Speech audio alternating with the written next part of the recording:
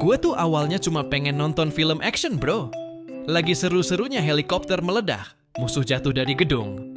Tiba-tiba, buku sejarah di meja gue nyala lagi. Gue udah curiga. Dan bener aja, hush. Gue kebanting ke jalanan batu yang penuh debu. Langitnya mendung, angin kenceng. Terus, warga-warga panik lari-lari. Ada tentara bawa senapan, ada juga yang teriak-teriak sambil bawa obor. Gue berdiri pelan-pelan, lihat sekitar, terus mikir, wah, ini vibe-nya beda ya. Kayak habis pesta, tapi rumahnya berantakan dan tamunya berantem. Belum sempet mikir lebih jauh. Tiba-tiba ada orang lari sambil teriak. Bonaparte, Bonaparte. Gue refleks nengok. Siapa tuh? Nama makanan kah? Kayak roti isi daging gitu? Terus makin banyak yang teriak nama itu. Bonaparte, Bonaparte. Oke, fix, orang ini penting. Tapi siapa? Oke, stop dulu. Sebelum gue bahas si Bonaparte ini, kita harus flashback dikit. Soalnya, setelah revolusi Prancis yang kemarin, bukannya beres, malah kayak makin ambyar. Yuk kita rewind bentar. Gue kasih lo lihat gimana chaosnya Prancis pasca revolusi. Jadi abis raja dan ratu dipenggal, bukannya Prancis langsung bahagia dan damai. Malah makin kacau, bro. Tahun 1794 sampai 1799 tuh, kayak fase rebound abis putus. Pemerintahan ganti-ganti terus, tapi nggak ada yang cocok. Yang paling lama itu namanya The Directory. Isinya 5 orang pemimpin. Tapi bukan jadi solid tim, malah kayak tim futsal isinya ego semua. Rebutan bola, nggak ada yang ngegolin. Korupsi di mana-mana, ekonomi jeblok, harga makanan naik, keamanan kayak nggak ada. Gue sampai harus nyamar jadi tukang roti buat ngumpet dari patroli.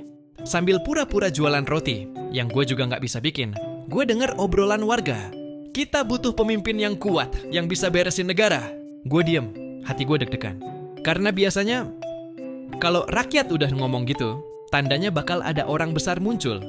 Dan bener aja, dari kejauhan muncul sosok dengan seragam militer, gaya sangar, rambut belah tengah, dan tatapan tajam kayak abis nelen strategi perang.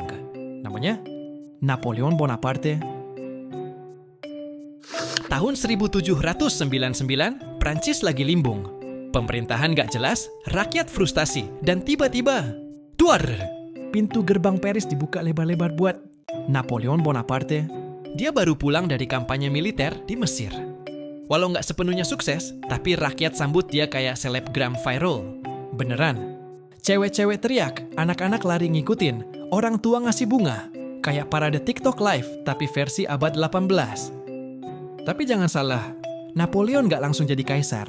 Awalnya sih dia cuman konsul, semacam pemimpin eksekutif. Tapi ya, namanya juga Napoleon. Kalau bisa dikit-dikit naik level, kenapa harus stay humble?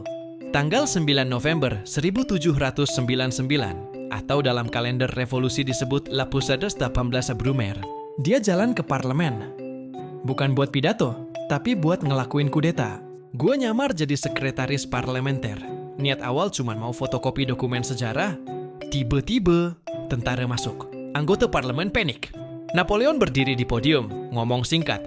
Pemerintahan sekarang gagal. Kita mulai ulang. Boom! Parlemen dibubarkan. Pemerintahan diriset. Negara dibongkar pasang kayak mainan Lego. Gue di pojokan, nahan napas mikir. Ini lebih seru dari drama Korea, bro. Ini drama sejarah politik berdarah-darah. Tahun-tahun awal Napoleon berkuasa itu surprisingly rapi.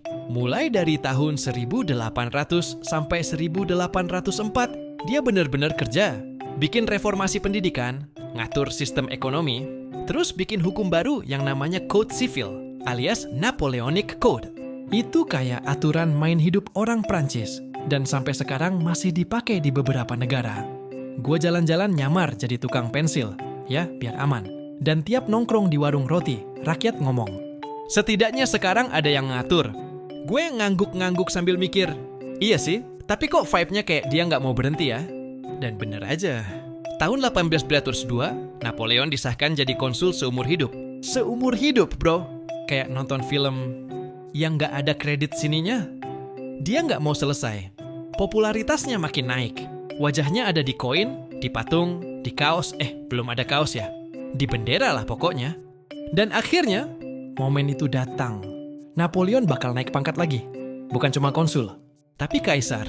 Dan lu tahu apa yang lebih mind-blowing? Gue diundang langsung ke penobatannya. Tanggal 2 Desember 1804, gue resmi jadi penonton VIP yang gak diundang. Lokasinya Notre Dame Cathedral, Paris. Full house, musik gereja, jubah emas, semua orang pakai parfum. Gue nyempil di pojokan deket pilar sambil nahan batuk, karena kalau kedengeran bisa dikira penyusup. Tiba-tiba, Paus muncul. Semua orang diam. Momen sakral, Paus siap ngasih mahkota ke Napoleon. Malah diambil. Napoleon ngangkat mahkota itu sendiri, terus mahkotai kepalanya sendiri. Gua hampir nyedot anggur gereja saking kagetnya. Gak ada saya bersedia atau amin. Cuma, gua kaisar sekarang, titik. Gila ya, dari negara yang baru aja teriak soal kesetaraan dan kebebasan, sekarang ada satu orang yang bilang, gue di atas kalian semua. Tapi ya, beginilah sejarah. Kadang kayak roller coaster. Baru naik dikit, tiba-tiba muter jungkir balik. Dan dari sinilah, era kekaisaran Prancis dimulai. Tapi pertanyaannya, apa Napoleon bisa bawa Prancis ke puncak? Atau malah jatuhin semuanya? Gue jalan-jalan di alun-alun sambil nyamar jadi penjual kartu tarot. Tapi bukan ramal masa depan. Gue lagi nyari jawaban masa lalu. Gue ngobrol sama rakyat. Ada yang bilang, Napoleon tuh penyelamat. Dia bikin negara stabil. Dia kasih kerjaan. Dia bawa kejayaan. Tapi ada juga yang nyengir sinis dan bilang, dia cuma diktator baru, ganti kostum aja. Dan makin hari, perang mulai pecah di mana-mana. Lawan Austria, Prusia, Spanyol. Gue sampai bingung, ini negara apa lomba takluk-taklukan? Bro, ini orang kayak main game strategi tapi real life. Gue duduk di bangku taman sambil ngunyah roti keras. Terus mikir, dulu revolusi katanya buat ngasih kuasa ke rakyat. Tapi sekarang, semua tergantung satu orang. Gue jadi mikir, perjuangan rakyat itu belum selesai. Tapi satu hal yang pasti, sejarah belum tamat. Dan gue yakin perjalanan gue juga belum. Jadi Napoleon itu pahlawan atau ambisius? Gue nggak bisa jawab pasti. Tapi satu hal yang gue tahu, sejarah itu nggak pernah lurus. Kadang maju, kadang muter, kadang malah nyasar, kayak gue. Kalau lu suka gaya gue nyasar-nyasar ke sejarah kayak gini, klik subscribe biar nggak ketinggalan episode selanjutnya. Karena kayaknya gue bakal ikut Napoleon ke Rusia, dingin, capek, dan katanya gagal total. Yuk, kita lihat bareng.